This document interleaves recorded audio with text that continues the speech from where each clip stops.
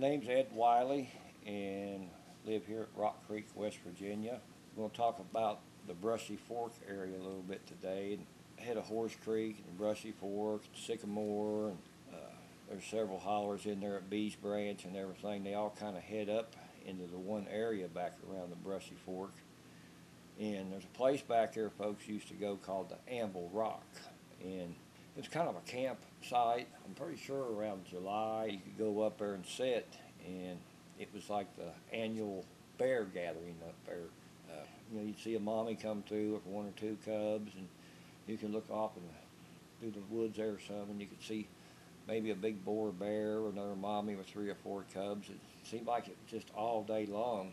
I remember in 1982 I went back there, and it was the first time I'd ever been back in there, and I didn't know that Clear Fork Road wrapped around coming into the Sand Lick area and how Route 3 laid around here. I didn't know none of that, and I just thought it was the biggest place in the world that I'd ever seen. Like, what did I just find?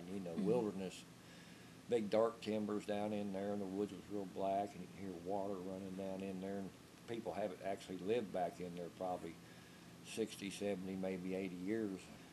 But the whole area is full of laurels. It was real thick, and the bears had tunnels through them. What's going on today, at the Brushy Fork, of course, that whole area has just about been stripped out now, and that's all been taken away. A lot of the other areas, especially in the wintertime, and what's happening with the bears, I feel, is they go in and they remove the timber, and they start removing the overburden. And the bears don't come out of their dens, the mommies with the babies. See, it's March, April, May. About the end of May, you'll start seeing them out. And all winter long and up to that point, while the mommies are in there having their babies, and they remove this overburden, they're getting buried alive. And that's a tragedy in itself. But what I think is most important about people seeing and trying to keep this bear habitat going is these are old bears, huge bears. This is an old bloodline, and they keep doing what they're doing to our mountains. We're going to lose that bloodline. They don't have the refuge to keep back and stay away from man like they used to. The DNR says we got plenty, and we're starting to even have trouble bears, but I think they're getting pushed out.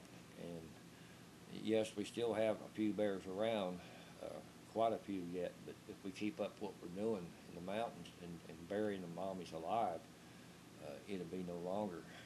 So people need to really look at that issue, and we're just talking about one animal that's our state animal. You got everything else that goes into hibernation. You got all your little chipmunks and groundhogs and possums and things like that. And without that habitat there, the bee issue, we're having a lot of losses of our honeybees all across the United States, and without these big forests and the den trees and all the tulip poppers, these bees don't have a place to live or feed no more. So you're losing your natural wild bee that's been here for hundreds of years, But there's so many things to be saved back here still. You got your ginseng and black coal haws and just so many plants that probably never have been identified.